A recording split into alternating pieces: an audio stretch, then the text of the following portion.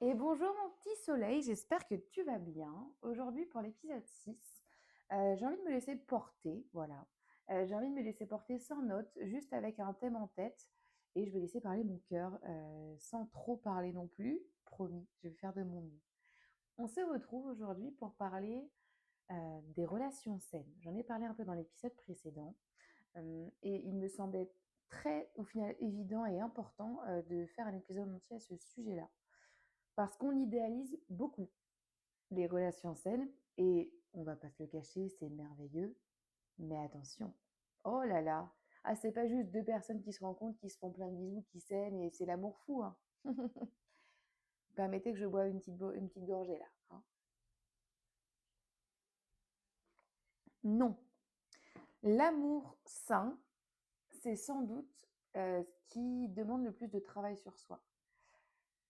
Parce que la personne qui est en face de vous, lorsque c'est votre moment de construire une relation saine et durable et voilà, dans le temps, elle va vous demander d'aller chercher, vos blessures les plus profondes, les traumatismes les plus profonds en vous et elle va les réparer, petit à petit. Mais pour réparer un traumatisme, faut qu'il remonte à la surface. Eh oui.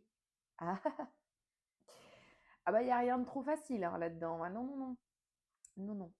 Hem, Si ça peut te donner un exemple, voilà, je vais te parler un petit peu de mon passé. J'en ai parlé dans l'épisode précédent également, mais il y a eu une relation où j'ai vécu, de la violence, voilà, de la violence conjugale, de la violence physique, enfin, passons. Donc quand j'ai quitté cette personne, en fait, il m'a créé ce traumatisme de la violence. Donc j'avais peur, dès que les personnes parlaient fort, dans les tons, monter dans les tours, hausser le ton, c'était ça. Dès que je voyais des gens, en fait, alors déjà que de base, j'aime pas la violence, mais bon, quand on en a été victime, c'est encore moins facile, j'ai envie de dire.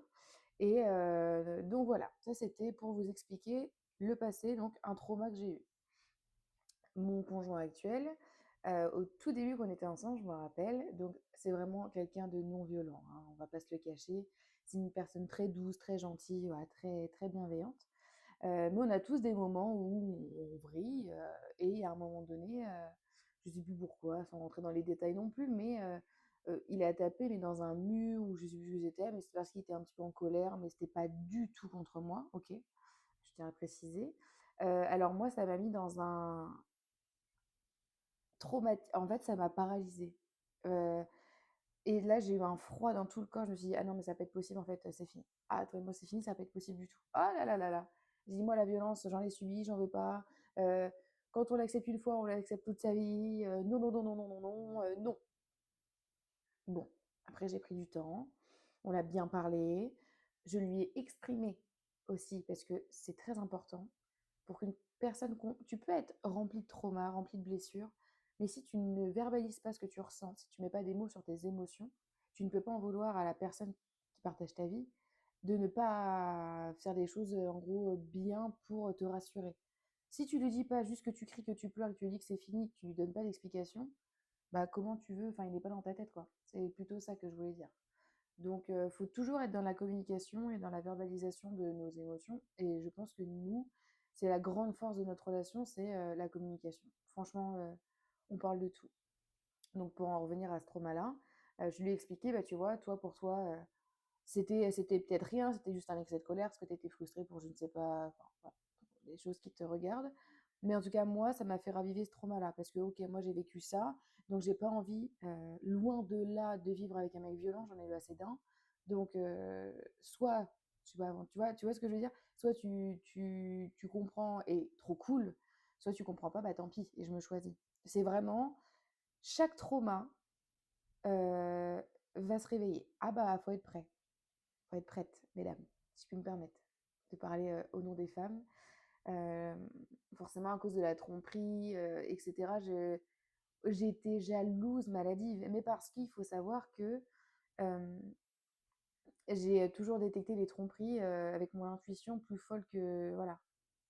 C'est très drôle, je pense que je ferai peut-être un épisode sur ce sujet-là, mais j'ai détecté, je sentais qu'on me trompait alors que j'étais même pas avec la personne et qu'elle était même pas physiquement là.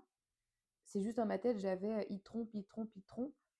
Et là, du coup, quand je posais la question à la personne, bah, il devenait tout blanc en mode: «Mais comment elle sait? Enfin, c'est pas possible». Et donc du coup, j'ai toujours eu cette voix intérieure qui me disait: «Attention, attention».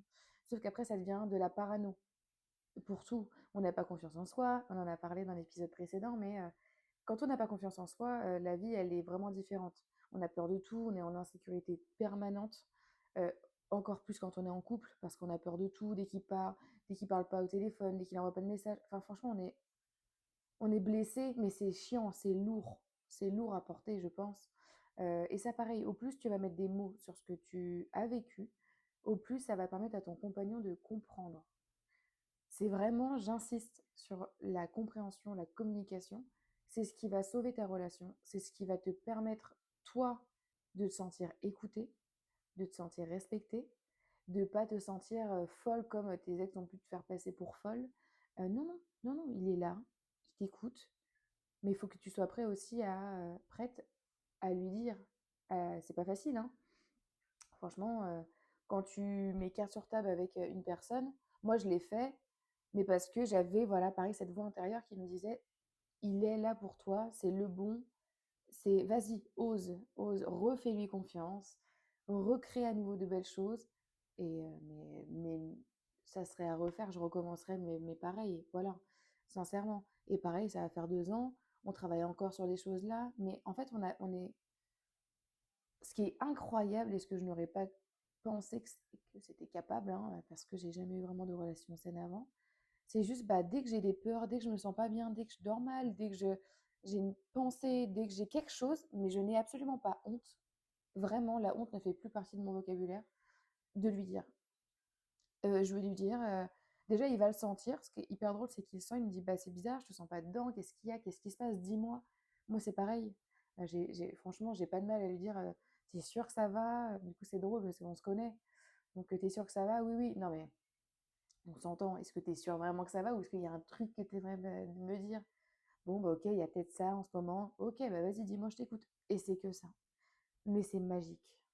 C'est magique parce que tu peur de rien. Tu as confiance en toi. Il te donne confiance en toi.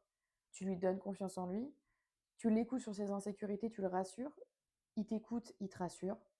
C'est tout bénef. Sauf que avant d'en arriver au dernier réglage, eh ben, on reste quand même 2 êtres humains. On a envie d'évoluer ensemble. On a tous les deux notre passé. On a tous les deux nos traumas. Bah, va falloir les vider avant de pouvoir arriver au point justement où on est bien.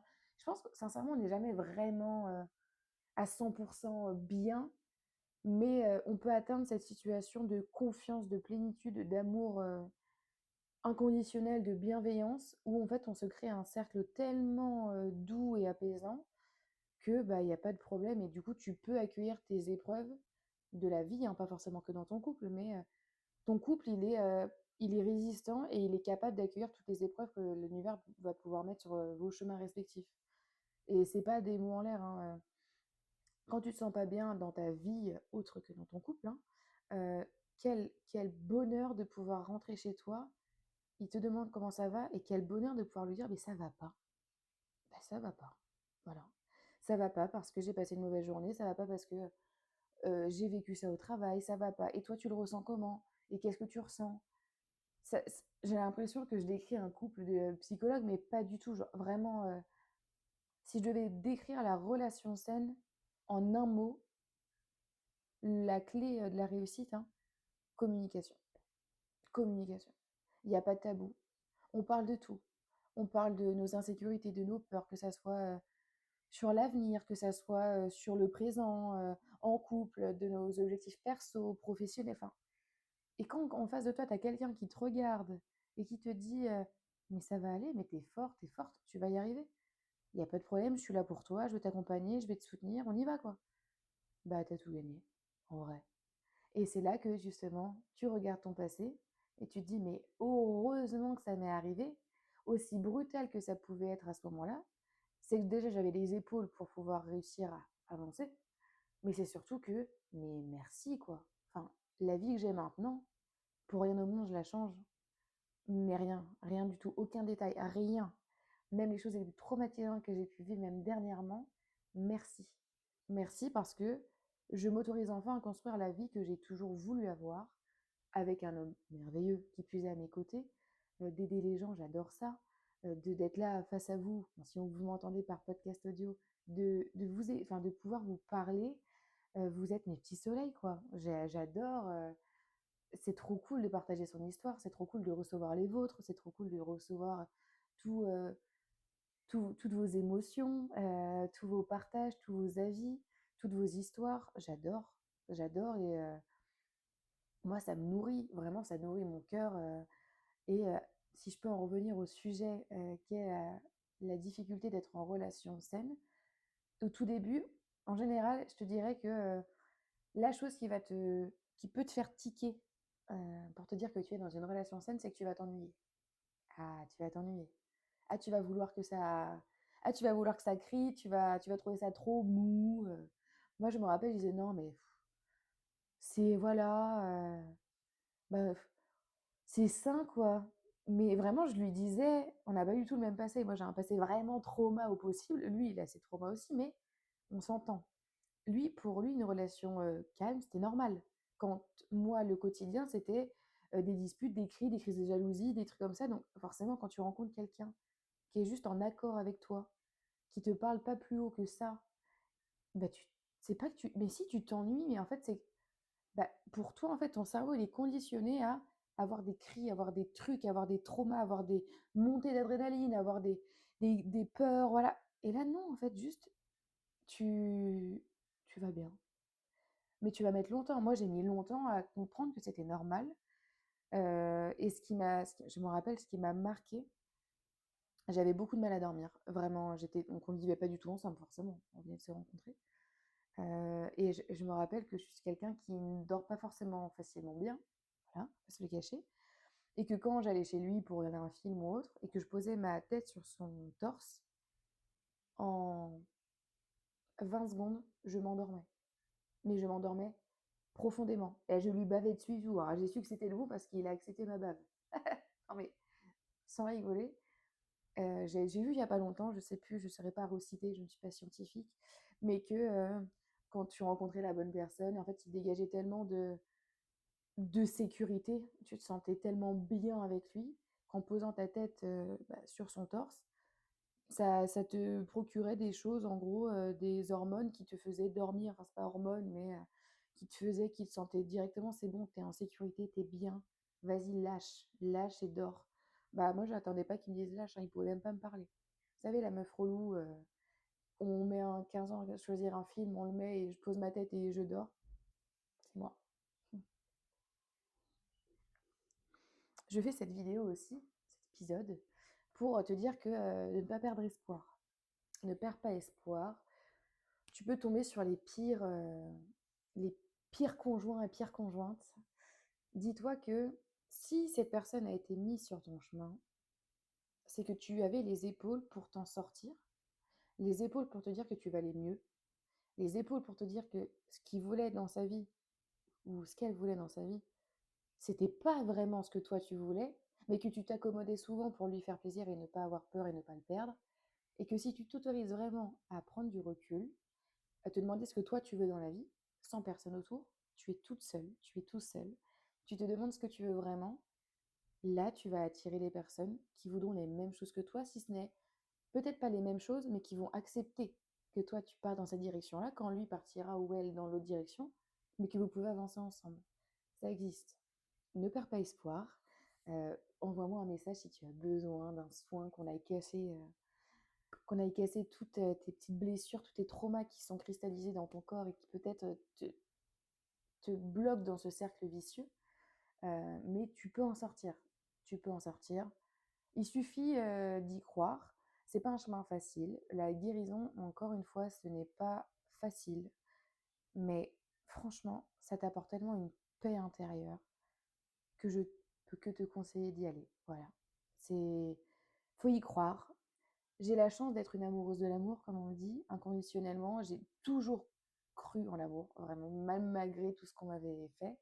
J'ai toujours cru, pas au prince charmant, voilà. Non, j'ai toujours cru au fait qu'il allait avoir un mec qui allait avoir les épaules pour me soutenir et qu'on allait fonder notre foyer ensemble, qu'on allait avancer ensemble.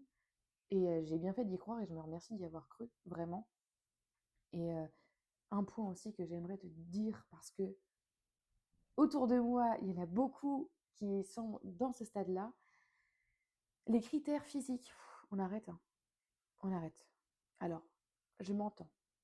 Ne fais pas ta liste de courses. Je pense qu'à un moment donné, il est temps que tu fasses ta liste de courses, oui, mais pas physique, de critères intérieurs, de critères de valeur, d'ambition. Ne demande pas, ne manifeste pas un mec brun, musclé, grand. On s'en fout. Oh, on s'en fout. On veut juste un mec qui est là, qui est capable, qui te. Alors, faut que tu le trouves attirant, on est d'accord. Mais la principale sélection, ça doit venir de ton cœur. Ça doit pas venir de tes critères physiques. On arrête ça. Parce qu'en général, quand on fait ça, on tombe que sur des tocards. Hein, on va pas se le cacher. Nos plus gros traumas, ah, c'était des copains qui remplissaient toutes les cases des critères, voilà. Franchement, alors moi j'adore, franchement, mon chéri, je ne peux que dire que je l'aime au plus profond de mon cœur. Mais quand je l'ai reconnu, voilà, je l'ai reconnu. C'était vraiment, je l'ai aimé avant toute chose, et je me suis forcée de le faire. Avant toute chose, bien que physiquement il soit magnifique, avant toute chose, je voulais, c'est comme si j'avais des œillères, que je ne m'autorisais pas à le regarder vraiment physiquement, mais que je voulais me connecter à son intérieur, à son âme. Je voulais savoir ce qu'il voulait dans la vie, ce qu'il aimait, voilà, comment il était construit intérieurement. Je suis tombée amoureuse de sa partie intérieure, de son âme. Nos âmes se sont connectées vraiment. C'était magnifique, c'était trop bien. Et forcément, du coup, l'un va pas sans l'autre en général. L'attirance physique était là, mais plus que là. Mais avant de tomber amoureuse du physique, tombe amoureuse de l'âme, tombe amoureuse de l'intérieur, va creuser, pose les questions, va au bout. Franchement, n'aie pas honte, n'aie pas peur. S'il a déjà des craintes et des peurs de te répondre, il n'est pas prêt à s'ouvrir. Tu vois ce que je veux dire? Mais n'aie pas peur de creuser, n'aie pas peur de poser toutes les questions que tu veux. C'est ta vie que tu construis et tu as le droit de choisir avec qui tu la construis. Mais va chercher son âme, va chercher son lui intérieur, sa lumière à lui. Regarde si elle te correspond. Regarde si elle t'attire. Regarde si, en général, tu te sens attiré. C'est énergétique. Vous êtes des aimants. Enfin, au-delà du fait que ça soit charnel, c'est, c'est vos âmes qui se connectent. Et quand ça se produit, ça là, oh, c'est magnifique. C'est magnifique. Voilà. On est sur un format un peu plus court aujourd'hui, mais je voulais vraiment te remercier. Remercier pour ta présence, remercier pour ton soutien, remercier pour toute la force que je reçois par message. Si vous êtes sur la plateforme du coup de YouTube, n'hésitez pas à mettre un petit j'aime, à vous abonner aussi, parce que franchement, moi j'aime trop voir les plus un à chaque fois, c'est trop cool. Un petit commentaire, parce que je sais que ça m'aide dans le référencement. Mais j'ai espoir et je manifeste que ce podcast et cet épisode tombent sur les personnes qui avaient besoin d'entendre ça. L'amour, c'est magnifique. Il ne faut pas perdre espoir et avant toute chose, comme on l'a déjà dit, il faut s'aimer soi-même avant de pouvoir être aimé de manière saine. Donc, je suis à ta disposition si tu as besoin de parler. J'adore échanger, principalement sur Instagram, pour pouvoir échanger sur la même plateforme. Mais qu'importe où tu m'écriras, je te répondrai. L'épisode est disponible sur Deezer, Spotify, Apple Podcast et Amazon Podcast. Et je te remercie pour tout ce temps que tu m'as accordé à nouveau aujourd'hui. Et je te retrouve mardi prochain.